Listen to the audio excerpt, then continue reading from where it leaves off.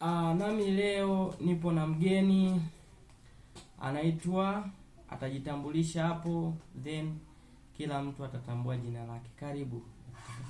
Naitwa Dr. Lenny Komba, yanatokea katika kituo cha afya Ruvuma. Pia leo tutakwenda kujadili na daktari kuhusu dawa ya misoprostol ambao wanawake wengi wanaitumia kwa ajili ya kuaboti mimba, na maanisha kutoa mimba, ambao sio jambo sahihi katika hali ya kawaida na kitaalamu, sio nzuri, ni kosa pia la jinai katika sheria za nchi yetu. Je, daktari, hii dawa unaionaje, inaitwaje dawa kisayansi zaidi? Dawa mara nyingi ambazo zinatumika kwa watu wengi, huwa kuna watu ambao wanafanya maamuzi ya kujiamulia bila kufuata ushauri wa daktari. Mtu anaondoka aenda duka la dawa, anaulizia dawa inaitwa misoprostol. Sasa hii dawa ina changamoto nyingi za kiafya.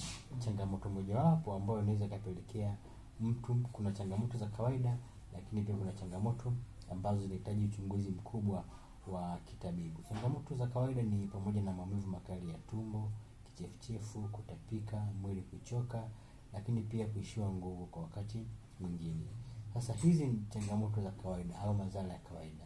Na changamoto kubwa ya dawa hizi inaweza kuleta madhara. Kwa mfano, tunasema kwamba ni madhara ambayo yanahitaji uchunguzi wa kitaalamu. Mfano, kuna changamoto ya kutoka na damu nyingi. Baadhi washatumia dawa hizi mara moja wanaanza kupata changamoto kutoka na damu nyingi.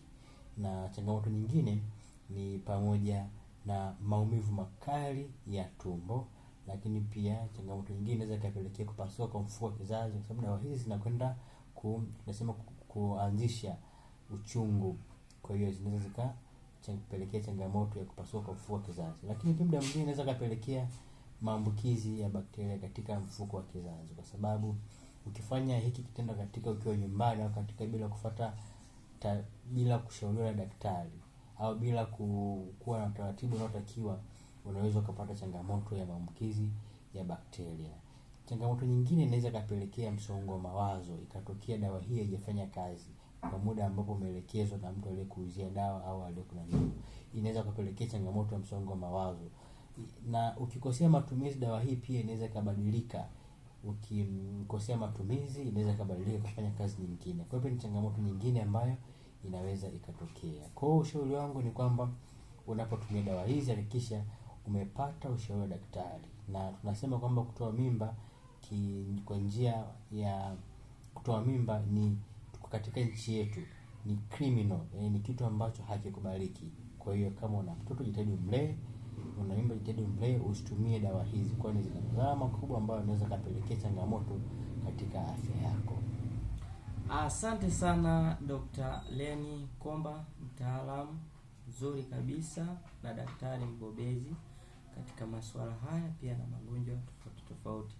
Nashukuru sana kwa kuchukua time yako leo kwa ajili ya kushauri pia watu mbalimbali kwa ajili ya kujua jinsi gani wanaweza kutumia hiyo dawa ili waweze kupona na sio kutumia kwa njia isiyo sahihi.